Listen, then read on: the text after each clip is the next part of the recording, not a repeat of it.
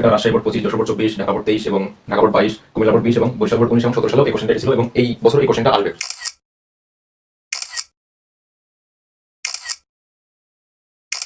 আসসালামু আলাইকুম প্রিয় এসএসসি পরীক্ষার্থীরা, বোর্ডে লেখা এই কোশ্চেনটা একটু সলভ করার চেষ্টা করুন।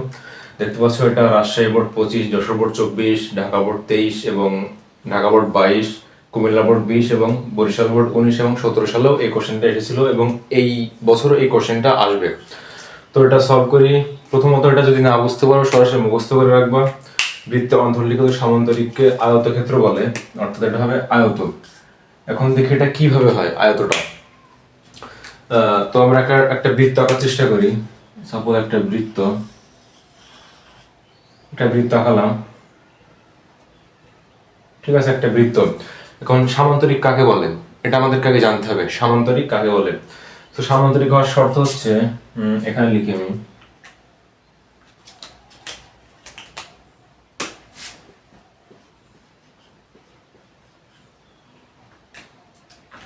সামান্তরিক হওয়ার শর্ত হচ্ছে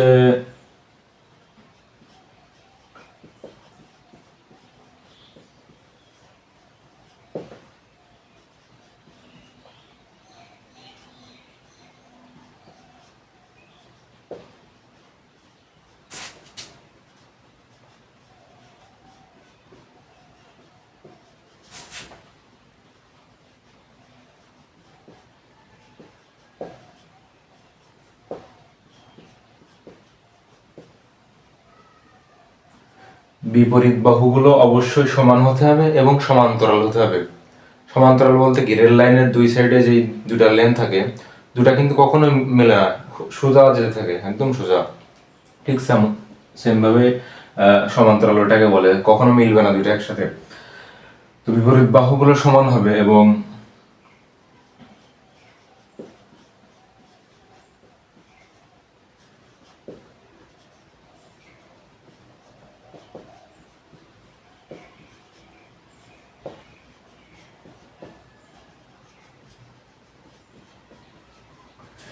বিপরীত কোণগুলো সমান হবে। বিপরীত কোণ বলতে যেমন একটা সামান্তরিক, একটা কোণ বিপরীত কোণগুলো সমান হবে। আচ্ছা আমি আসছি পরে, তারপরে আসি।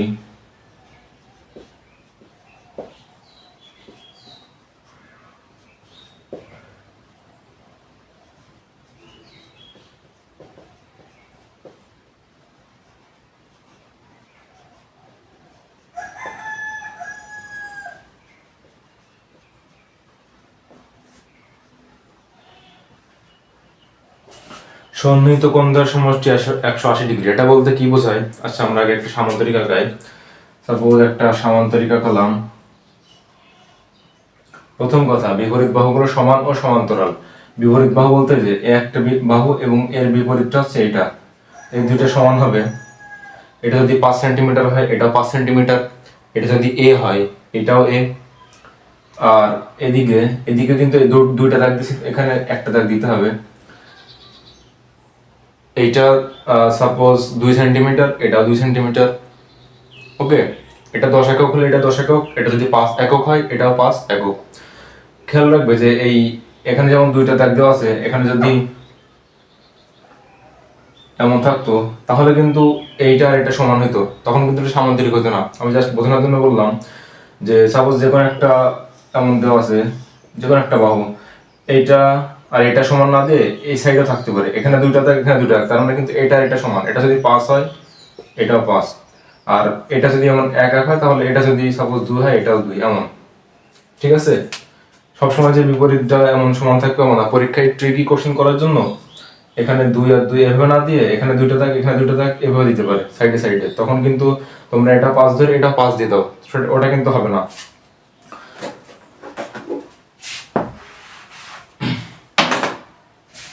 তো যেমনটা বলছিলাম, আচ্ছা এটা সমান্তরিক, বিপরীত বাহুগুলো সমান, সমান গেল সমান্তরাল গেল। সমান্তরাল বলতে এটা আমি যত দূর ধরে টানি, অনন্তকাল বা অসীম পর্যন্ত যদি আমি এটা বর্ধিত করি, সাপোজ এই উপরের এই বাহুটা এবং নিচের এই বাহুটা একদম রেল লাইনের মতো একদম সমান যেতেই থাকবে সোজা। আর যদি আমি এই দুইটা বাহুর কথা চিন্তা করি, সাপোজ এই দুইটা বাহু,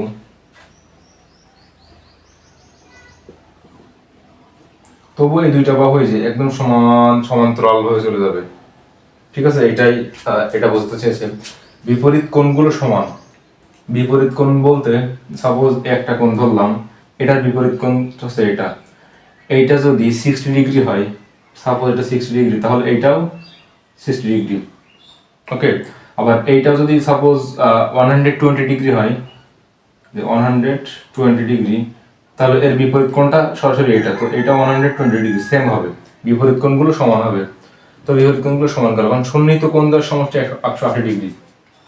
সন্নিহিত কোণ বলতে কি, পাশাপাশি দুইটা কোণ, সাপোজ একটা কোণ এবং একটা কোণ, এই দুইটা সমষ্টি 180 ডিগ্রি। হ্যাঁ, 180 ডিগ্রি তো হচ্ছে, দেখো 60 আর 120, এটা যদি 100 ডিগ্রি হইতো তাহলে এটা 80 ডিগ্রি হতো, দুইটার সমষ্টি 180 ডিগ্রি। আবার এটা যদি 100 ডিগ্রি হতো, এটাও 80 ডিগ্রি হতো। আবার এখানে খেয়াল করো, 60 আর 120 দুইটা মিলে কিন্তু 180 ডিগ্রি হচ্ছে। আবার এদিকে 120 এবং 60 এই দুটো কিন্তু সন্নিহিত, পাশাপাশি দুটো মানে সন্নিহিত। সো দুটা যে কোনো দুটো যোগফল দেখো 180 ডিগ্রি হবে, তুমি যে কোনটাও নাও না কেন, এই দুইটা নাও, এই দুইটা নাও, এই দুইটা অথবা এই দুইটা, উপরের দুইটা। তো আমি 60 আর 120 দিয়ে বোঝাচ্ছি, তুমি যদি অন্য কোনো কোণ দিয়ে করছো তাহলে করতে পারো, মিলবে অবশ্যই। তো গেল 180 ডিগ্রি। এখন আমরা মেইন কোশ্চেন আসি।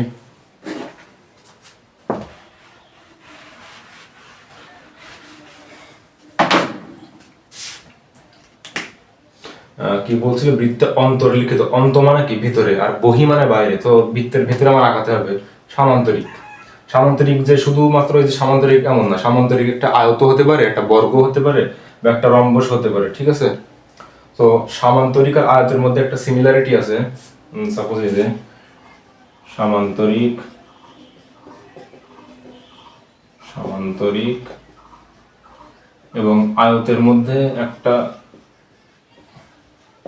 সিমিলারিটি আছে, এবং বর্গ এবং রম্বসের মধ্যে মিল আছে, সদৃশ্যরূপ। তো একটা আয়ত আঁকানোর চেষ্টা, সরি একটা সামান্তরিক আঁকানোর চেষ্টা করি। সাপোজ এই সামান্তরিক তেমন বাঁকা হয়, এই সাইডে আবার কেমনে দিব, এই যে দিলাম, অবশ্যই দিলাম, মিলবে না। আবার এখানে দেখো বৃত্তের উপরে হয়নি, বৃত্তের অন্তর্লিখিত বলতে কি চারটা কোণই আমার বৃত্তের উপরে থাকা লাগবে। সামান্তরিক যদি আমি নর্মালি এমন ভাবে আঁকাতে চাই তাহলে কিন্তু এটা মিলবে না কিন্তু এর সাথে, তো এটা হবে না। তার মানে এখন আমার উপায় কি, উপায়টা হচ্ছে দুটো আঁকালাম সমান্তরাল, বাহু বিপরীত বাহুগুলো সমান ও সমান্তরাল, এটা সমান। সাপোজ এটা, আচ্ছা দাঁড়াও এটা আঁকাইনি, বিপরীত বাহুগুলো সমান, এই যে এইটা সমান এবং এটা সমান।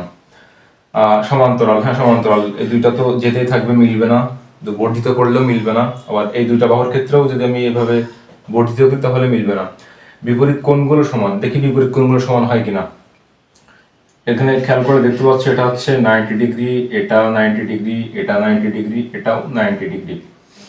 অর্থাৎ এর বিপরীত কোণগুলো কি, এটা যদি 90 ডিগ্রি হয়, এটা 90 ডিগ্রি, তার মানে বিপরীত কোণগুলো সমান হচ্ছে।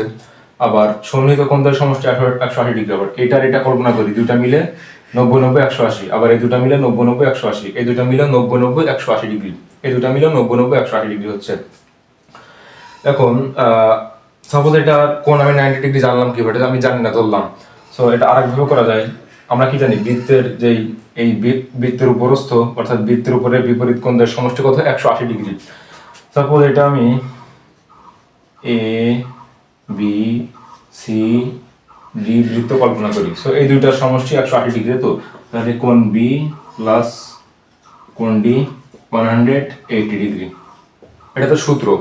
ঠিক সেম ভাবে এ এবং সি এটা লিখতে পারি আমি, যে কোণ এ প্লাস কোণ সি ইকুয়ালস টু 180 ডিগ্রি। তো যে কোনো একটা দিয়ে করলেই হবে।